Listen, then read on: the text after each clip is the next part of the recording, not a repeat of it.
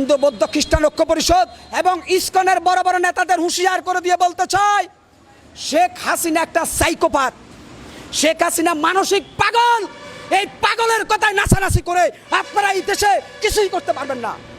আপনাদের মন্দিরে গিয়ে নাকি ছাত্রলীগ মিটিং করে, হ্যাঁ চট্টগ্রামে আপনারা জনসভা ডেকেছেন, আমি শিওর আপনাদের ওই জনসভার ভিতরে আওয়ামী লীগের পেতাত্তা ঢুকে গেছে। হিন্দু বৌদ্ধ খ্রিস্টান ঐক্য পরিষদের নেতাদেরকে বলবো, যখন বিশ্বজিৎ বিশ্বাসকে ছাত্রলীগের গুন্ডারা প্রকাশ্যে রাস্তায় কুপিয়ে হত্যা করেছিল, তখন আপনারা হিন্দু বৌদ্ধ খ্রিস্টান ঐক্য পরিষদ কোথায় ছিলেন?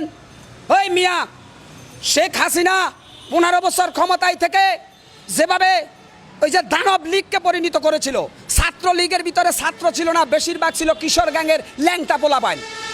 আপনারা দেখেছেন আওয়ামী লীগ ছাত্রলীগ যুবলীগের ভিতরে বেশিরভাগ লোক ছিল বখাটে সন্ত্রাসী।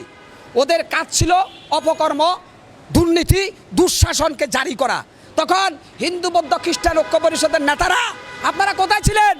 আজকে আপনারা কথায় কথায় আন্দোলনের ডাক দিচ্ছেন, পুলিশের উপরে অ্যাসিড নিক্ষেপ করছেন, আপনারা আমাদেরকে ভয় প্রদর্শন করছেন কেন? ভারত মহারাষ্ট্র ওই পাওয়ার। ওই আমি হিন্দু বৌদ্ধ খ্রিস্টান ঐক্য পরিষদ নেতাদের সম্মান দিয়ে বলবো, উগ্রবাদী প্রতিটা ধর্মের জন্য বিপজ্জনক, সেটা মুসলিম হই আর হিন্দু হই। উগ্রবাদের থান নাই। আপনি হিন্দু ধর্ম পালন করেন, আমার বাধা নাই, কিন্তু মনে রাখবেন আপনি বাংলাদেশে উগ্রবাদের ভাষায় কথা বলবেন না। হিন্দু বৌদ্ধ খ্রিস্টান ঐক্য পরিষদের নেতারা এই 8 দফা 9 দফা কর্মসূচি দিয়ে আপনারা যেভাবে দেশকে একটা ষড়যন্ত্রের জাল বপন করতে চাচ্ছেন, আমরাও আপনাদেরকে হুঁশিয়ার করে দিয়ে বলতে চাই, এই হিন্দু বৌদ্ধ খ্রিস্টান ঐক্য পরিষদের নেতারা, আমরা যদি ঐক্যবদ্ধ হই তাহলে এখান থেকে বিশ্বযুদ্ধ শুরু হবে। আমরা যুদ্ধ চাই না, আমরা শান্তি চাই। আপনারা ঐক্য পরিষদ করেছেন, আপনারা আমাদেরকে ভারতের ভয় দেখান, আপনাদের পাশে আফগানিস্তান।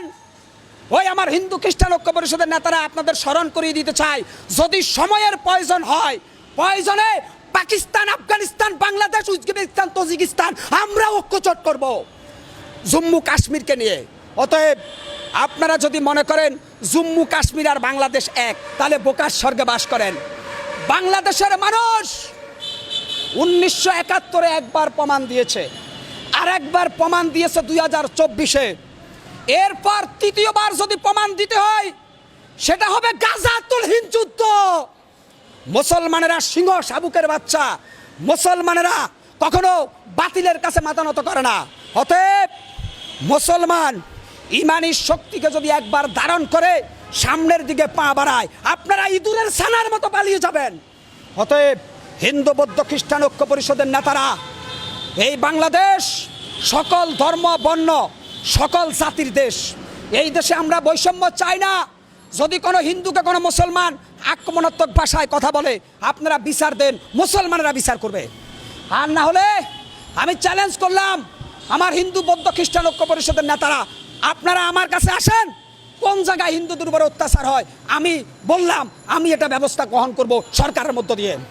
কারণ বাংলাদেশে এখন হুজুগে বাঙালি নাই।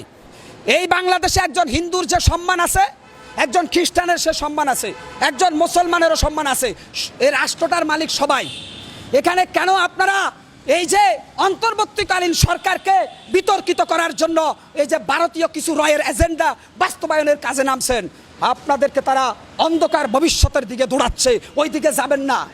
হিন্দু বৌদ্ধ খ্রিস্টান ঐক্য পরিষদ এবং ইসকনের বড় বড় নেতাদের হুঁশিয়ার করে দিয়ে বলতে চাই, শেখ হাসিনা একটা সাইকোপাথ, শেখ হাসিনা মানসিক পাগল।